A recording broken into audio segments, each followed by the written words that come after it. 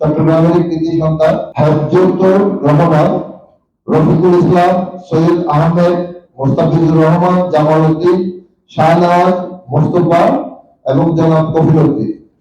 প্রিয় সুধী উপস্থিতি, আপনারা হয়তো লিগাই ক্যাম্পোলজি ইউনিয়ন 1963 সালে পূর্ব Pakistan eastern mercantile Apology union হিসাবে এই সংগঠনটি প্রতিষ্ঠিত হয় চট্টগ্রামের টেরিবাজার।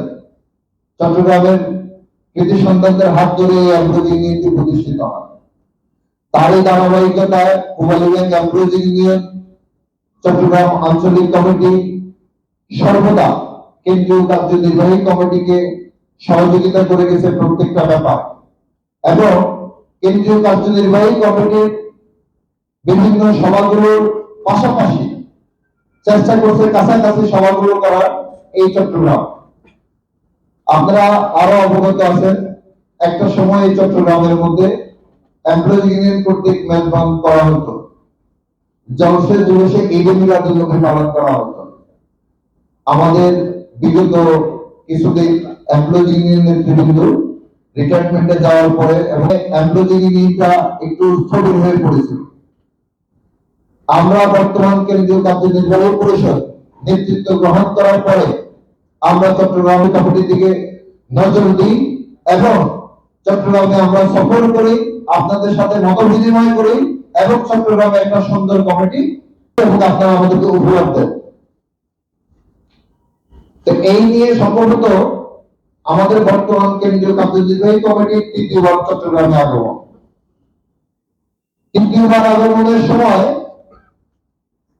আজকের এই মত বিনিময় সভায় আমি আপনাদেরকে ধন্যবাদ জানাই।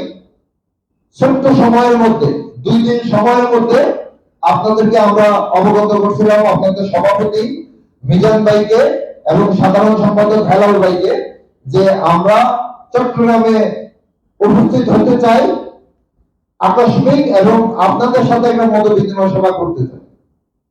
এই 2 দিনের সময়ের মধ্যে সভাপতি, সাধারণ সম্পাদকের নেতৃত্বে অন্যান্য যারা আছেন সাংগঠনিক সম্পাদক, সহসভাপতি, সহকারী সেক্রেটারি, তাদের নেতৃত্বে এই 2 দিন সময়ের মধ্যে চট্টগ্রামে এত সুন্দর একটা সভা উপহার দিবে, এটা আমরা কখনো কল্পনা করতে পারিনি। এই জন্য আপনাদেরকে আন্তরিকভাবে ধন্যবাদ জানাই এবং আশা করি পরবর্তী সভাগুলো আরো বৃহত্তর পরিসরে হবে এবং চট্টগ্রামের সাবেক এমপ্লয়ি ইউনিয়ন এবং ট্রেড ইউনিয়নের যে একটা জোশ, সেটাই চট্টগ্রামে ফিরে আসবে বলে আমি আশা ব্যক্ত করি। প্রিয় নেতৃবৃন্দ, আমরা দুটো বিষয় আপনাদেরকে এখনো অবগত করতে চাইনি।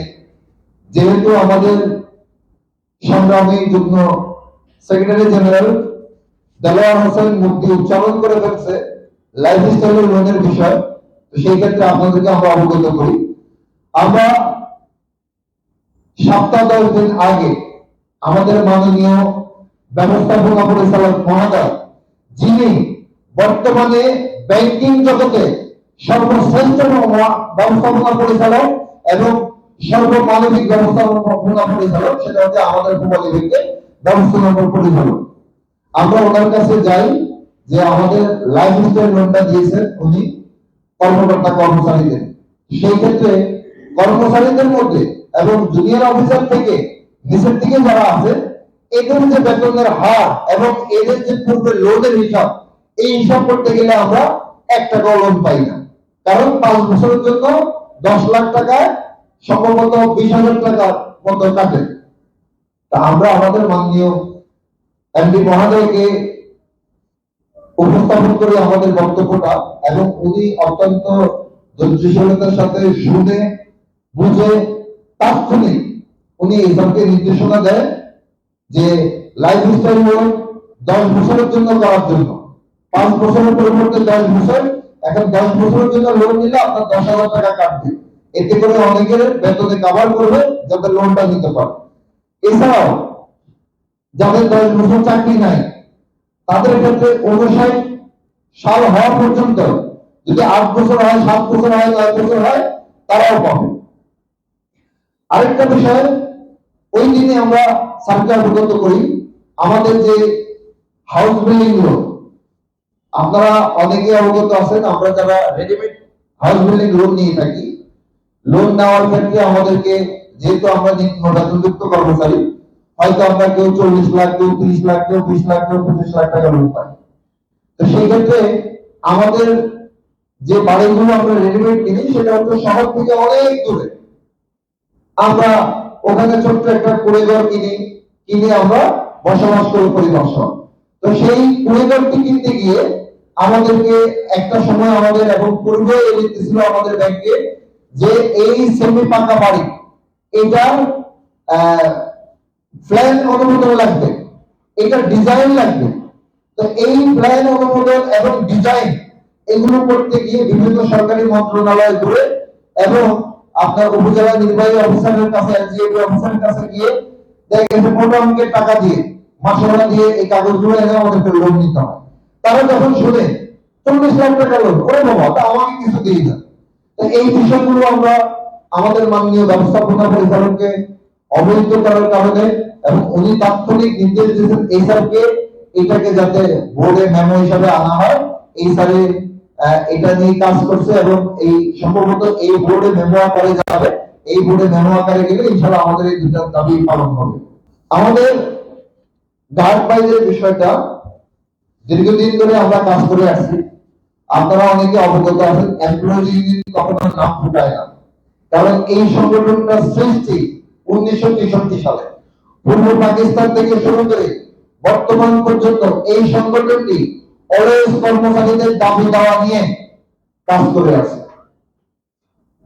1963 সাল থেকে 1984 সাল পর্যন্ত এমপ্লয়িজ ইউনিয়ন একমাত্র সংগঠন ছিল।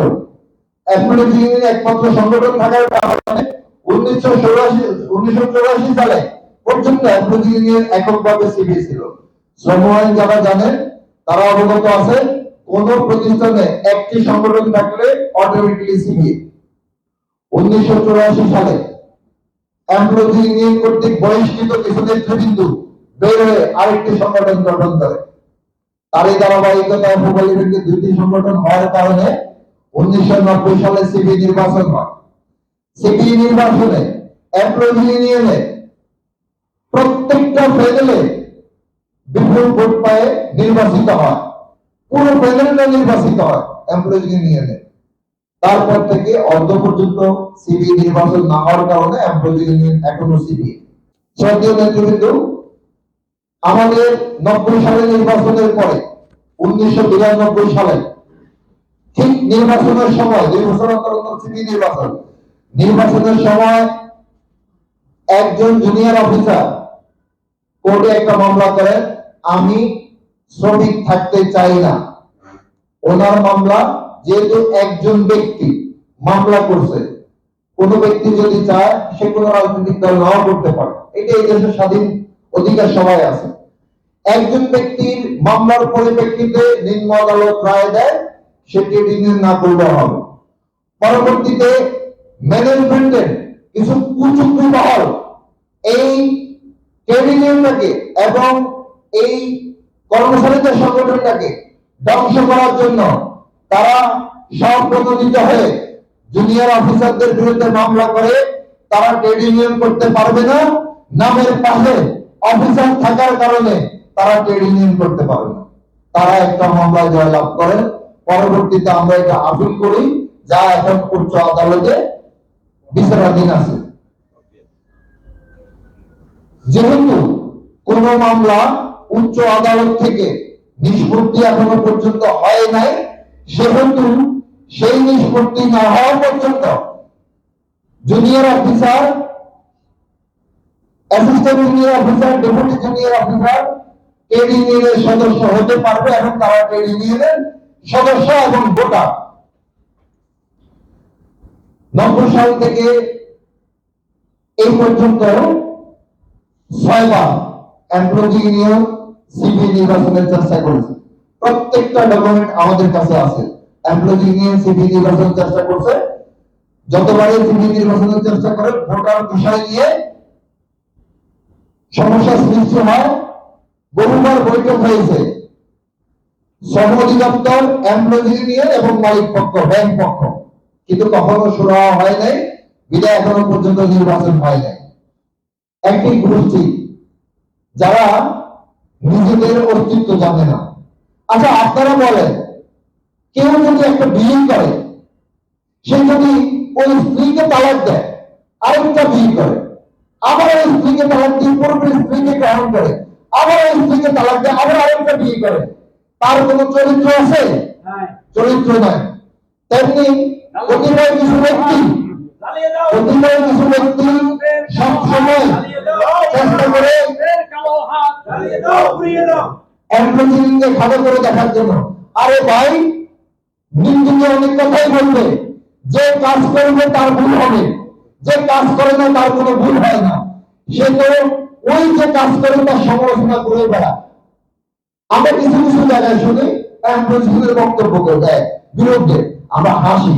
কেন হাসি? আরে তার তো কোনো কাজ নাই, তার তো কোনো মরণ নেই কোনো কিছু আদায় করার। একমাত্র যদি পূবালী ব্যাংকের কোন ন্যায্য দাবি আদায় হয়ে থাকে, এই অ্যান্ড্রোজিনের হাত ধরে সমস্ত ন্যায্য দাবি আদায় হয়েছে।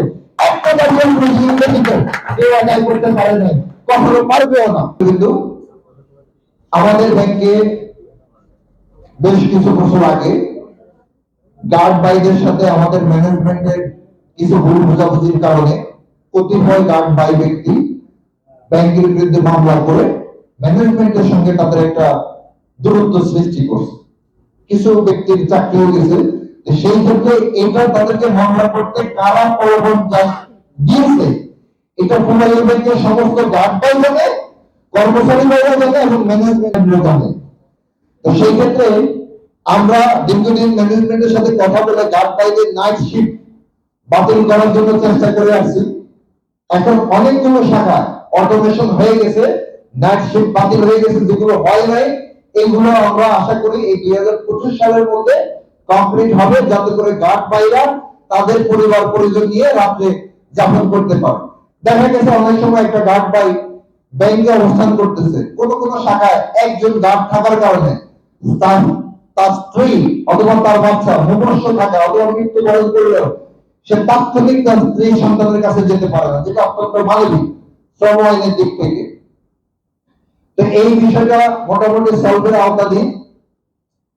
2025 সালের মধ্যে আমরা আশা করি এটা সম্পূর্ণ হবে। তার সাথে সাথে আমাদের পূবালী ব্যাংকে এই পর্যন্ত 200-র অধিক উপশাখা হয়েছে, অথচ আমাদের 5-7 বছর মতো কোনো গার্ড নিয়োগ নেই। আমাদের উপশাখাগুলো আউটসোর্সিং গার্ড দিয়ে চালানো হচ্ছে। আমি এর তীব্র নিন্দা জানাই। কেন?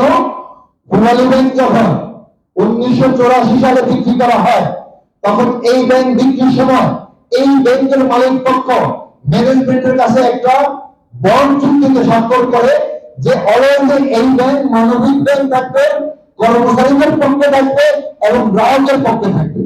তো যে ব্যাংকটি কর্মচারীদের পক্ষ থাকে সেই ব্যাংক কখনো আউটসোর্সিং এর দিকে ঝুঁকতে পারে না।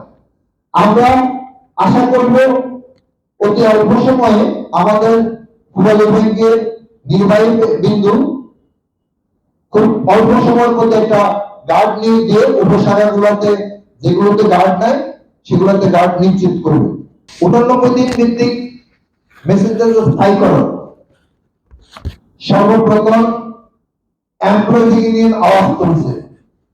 আমরা এই কমিটি ক্ষমতা গ্রহণ করার পর আমরা ম্যানেজমেন্টকে বিভিন্ন সময় সিটিডিসি ম্যানেজমেন্টের সাথে কথা বলছি, বোর্ডের সাথে কথা বলছি, বোর্ড অফ ডাইরেক্টরদের সাথে কথা বলছি, চেয়ারম্যান মহোদয়, শ্রদ্ধেয় চেয়ারম্যান মহোদয়ের সাথে কথা বলছি, এমডি মহোদয়ের সাথে কথা বলছি। আমাদের দীর্ঘ প্রক্রিয়ার ফলে একটা সময় ম্যানেজমেন্ট আমাদেরকে আশ্বস্ত করছে যে আমাদের 89 মেসেঞ্জার এবং 89 হেল্পার যারা এদেরকে পার্মানেন্টের আওতায় আনবে এবং ডেইলি বেসিক যারা আছে এই ধরনের একটা প্রক্রিয়া হয়তো 2 বছর 3 বছর 5 বছর পরে এদেরকে পার্মানেন্টের আওতায় আনবে। তো আমরা কিছুদিন পূর্বে মাননীয় এমডি মহোদয়ের সাথে কথা বলছি, হেল্পারদেরকে প্রমোশন দিলে এদেরকে গ্রেড হবে কিনা। তখন আমরা বলছি হেল্পারদের মধ্যে যারা নন ম্যাট্রিক তারা হেল্পারে থাকবে, তারা হেল্পারে থাকার কয়েকটা বছর পরে সার্কুলারে থাকবে, 5 বছর 10 বছর, 1 বছর পরে সে সিনিয়র হেল্পার হবে।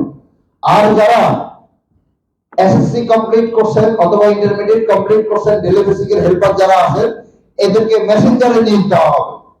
এদেরকে সার্কুলার করে মেসেঞ্জারে নিয়োগ দেওয়া হবে। এদের 3 বছর পরে সিনিয়র মেসেঞ্জার হবে, তার 3 বছর পরে কেয়ারটেকার হবে।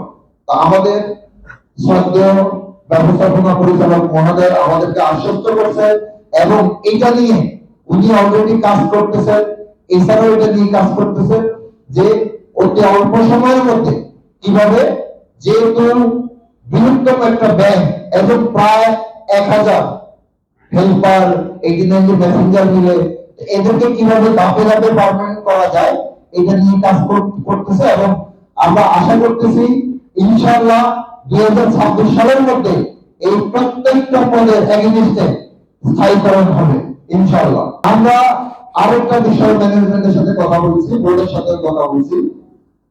আপনারা যারা সিনিয়র আছেন অথবা অনেকদিন ধরে চাকরি করতেছেন, রিটায়ারমেন্টের সময় হয়ে আছে, তারা হয়তো অবগত আছেন একটা সময় আমাদের ব্যাংকে একটা সুযোগ দেওয়া হয়েছিল যে নিম্ন বেতনভুক্ত কর্মচারীদের মধ্যে থেকে কারো যদি যোগ্যতা থেকে থাকে তাদেরকে প্রমোশন দেওয়ার বিষয়টা।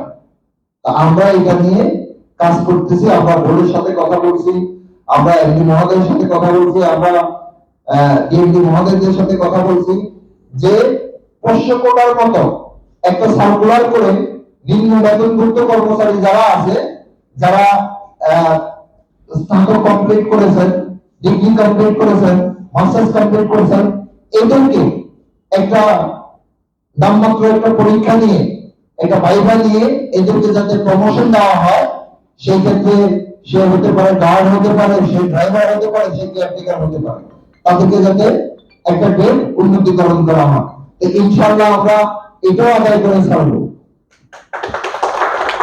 ভাই এগিয়ে চলো, আমরা আছি আপনার সাথে।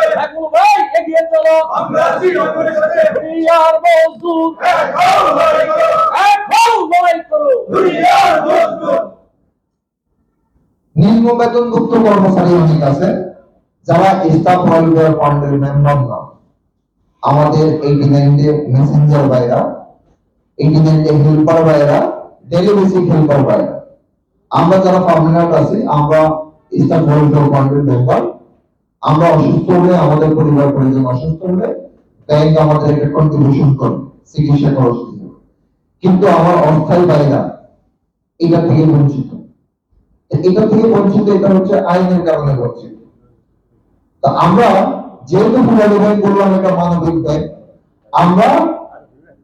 আমরা এই কমিটি আমাদের ক্ষমতা নেওয়ার পরে আমরা অসংখ্য হেল্পারদের যারা অসুস্থ, চিকিৎসা হয়েছে, অপারেশন করেছে, অসংখ্য হেল্পারদেরকে সিএসআর ফান্ড থেকে ঠিক স্টাফ ওয়েলফেয়ার ফান্ডের নিয়ে আমরা ওখান থেকে চিকিৎসার খরচ এনে দিচ্ছি।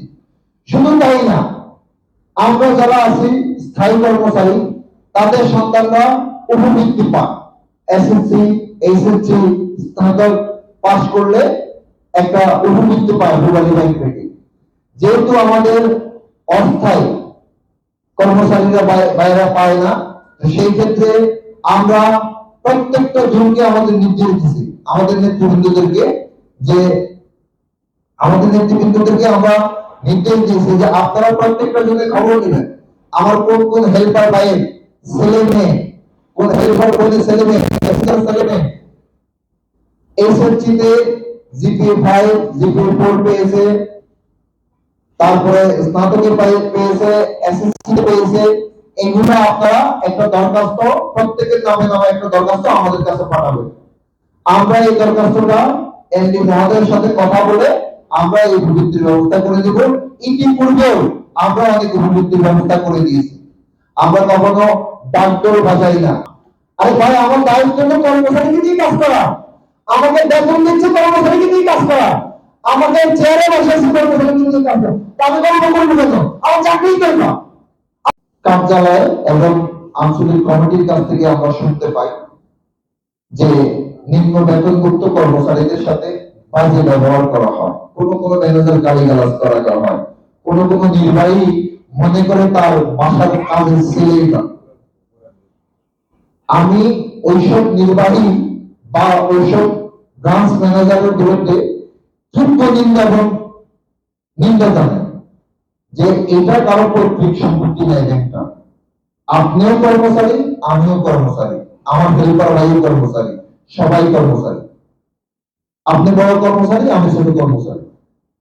আমাদের সর্বোচ্চ ব্যক্তি যিনি পূবালী ব্যাংকের মাননীয় ব্যবস্থাপনা পরিচালক, যারা কাছ থেকে দেখছেন, উনি অত্যন্ত বিনয়ী। উনি প্রায় প্রতি বছর হজ করেন। উনি ওনার আম্মাকে যথেষ্ট শ্রদ্ধা করেন, সম্মান করেন, যথেষ্ট সময় দেন। উনি একজন মা ভক্ত ব্যক্তি এবং বর্তমানে ব্যাংকিং জগতের মধ্যে সর্বোচ্চ ডিগ্রিধারী ব্যক্তি হচ্ছেন আমাদের বর্তমান ব্যবস্থাপনা পরিচালক মহোদয়। যে উনি কখনো কারোর সাথে খারাপ ব্যবহার করেন না। উনি কখনো কাউকে হেল্পারের চোখে দেখে নাই, কখনো কাউকে জিএমের চোখে দেখে নাই, কখনো কাউকে মেসেঞ্জারের চোখে দেখে নাই। বরঞ্চ স্টাফ ওয়েলফেয়ার ফান্ডের মিটিং গুলোতে আমরা দেখি সরাসরি উনি নিম্নবিত্ত বেতনভুক্ত কর্মচারীদেরকে, ছেলে মেয়েদেরকে অথবা যারা অসুস্থ তাদেরকে সবসময় বিল বেশি দেওয়ার চেষ্টা করে। আমাদের ব্যাংকের সর্বোচ্চ ব্যক্তি যদি এত মানবিক হয়, তা আমাদের ব্যাংকের কিছু প্রতিভা ব্যক্তি কেন এমন হবে না? আপনার তো স্থায়ী এই ব্যাংকে হবে না, আপনার স্থান এই ব্যাংকে হবে না। আমরা তীব্র প্রতিবাদ জানাই যে কোন ব্যবস্থাপক যদি কোন কর্মচারীর সাথে খারাপ ব্যবহার করে, আপনারা সাথে সাথে আমাদের অবগত করবেন। আমরা এটা উচ্চ ম্যানেজমেন্টকে অবগত করবো। তারা এই ব্যাংকে চাকরি করার কোনো যোগ্যতা রাখে না, তাদেরকে যাতে ব্যাংক থেকে ছাড়াই করা হয়। এই ব্যাংক আজকে 2000-3000 কোটি টাকা প্রফিট করতেছে, গর্বশাহী করতেছি আমরা।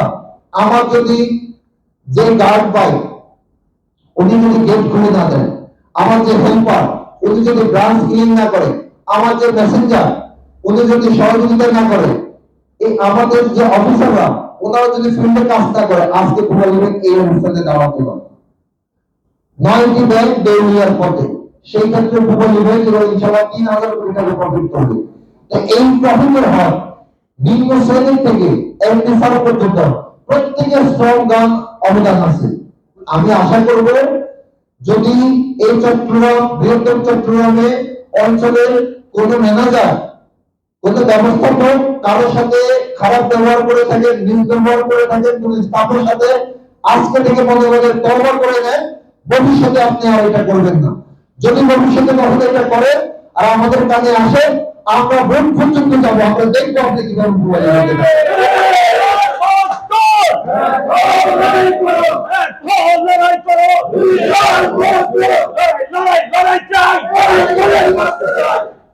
আমাদের আরেকটা দাবি চলমান, আমাদের নির্বাহীদের যে ড্রাইভার ভাইরা আছেন, আমরা দাবি করেছি এই ড্রাইভার ভাইদেরকে পার্মানেন্ট করা হোক, স্থায়ীকরণ করা হোক পূবালী ব্যাংকের মধ্যে। এবং যেসব জায়গার মধ্যে আউটসোর্সিং দিয়ে অথবা যেসব জায়গার মধ্যে গ্রুপ ফোর দিয়ে লিফটিং করা হয়, এটাকে বন্ধ করতে হবে। আমরা এই দাবি জানিয়েছি এবং নতুন ড্রাইভার নিয়োগ দিতে হবে। নতুন ড্রাইভার নিয়োগ দিয়ে এই লিফটিং গুলো বন্ধ করতে হবে।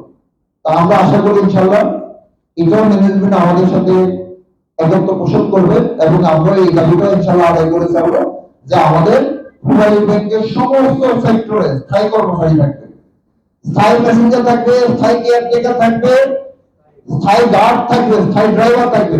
আমার ব্যাংকের যদি জিএম থেকে মেসেঞ্জার পর্যন্ত স্থায়ী হতে পারে, তাহলে কর্মচারীরা স্থায়ী হতে পারবে না কেন? যদি কর্মচারীদেরকে আপনি আউটসোর্সিং চিন্তা করেন, তো আপনি সিটি ব্যাংকের মতো, অন্যান্য ব্যাংকের মতো আপনি অফিসারদেরকে আউটসোর্সিং করেন, আপনার জিএম ডিজিএম যারা আউটসোর্সিং থাকে, স্থায়ী কোনো দরকার নাই। এক ব্যাংকের দুর্নীতি কখনো হতে পারে না। এক ব্যাংকের যদি অফিসাররা স্থায়ী থাকে, তো আমার এই ব্যাংকের মতো কর্মচারীরা স্থায়ী থাকে। আমাদের কর্মসূচি আসতেছে সামনে, আপনারা জানেন যে এখন একটা ক্রিটিক্যাল সময়। তা আমরা যেহেতু আমাদের ব্যাংকের ভাবমূর্তি আমরা নষ্ট করতে চাই না, আর আমাদের ম্যানেজমেন্ট আসলে পর্যন্ত আমরা যা চাইছি, চাওয়ার মতো যে চাইতে পারি, ন্যায্য দাবি করতে এমপ্লয়িজকে কখনো ফিরিয়ে দেয় না। এমপ্লয়িজ ইউনিয়ন প্রত্যেকটা আগে ইনশাআল্লাহ আদায় করতে পারছে, না যেটা পারে নাই সেটা দিনক্ষণ সময় নিয়ে আসছে, যেই সময়ের মধ্যে ইনশাআল্লাহ আদায় হবে। তো যেহেতু আমি আজকে বক্তব্য দীর্ঘায়িত করবো না, আমাদের আজকের অনুষ্ঠানের প্রধান অতিথি বলিবেন এমপ্লয়িজ ইউনিয়নের সকলের শ্রদ্ধেয় ব্যক্তি, এমপ্লয়িজ ইউনিয়নের শ্রদ্ধাভাজন সভাপতি জনাব রাশেদুল ইসলাম ভাই বক্তব্য দিবেন। এই জন্য আমি আমার বক্তব্য শেষ করলাম। সকলে ভালো থাকবেন। আল্লাহ হাফেজ। আসসালামু আলাইকুম।